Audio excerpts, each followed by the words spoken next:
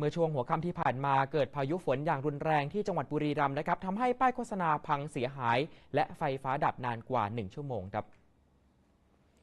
เมื่อช่วงค่ำเกิดพายุฝนพัดกระหน่ำอย่างหนักที่จังหวัดบุรีรัมย์กว่า1ชั่วโมงทำให้ป้ายโฆษณาขนาดใหญ่หน้าสนามiMobile Stadium ตำบลอีสานอำเภอเมืองบุรีรัมย์พังเสียหายนะครับ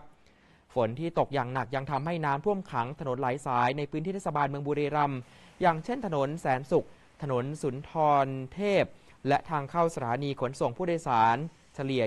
20-30 เซนติเมตรเนื่องจากเป็นที่ลุ่มต่ำทำให้รถสัญจรไปด้วยความยากลำบากนะครับ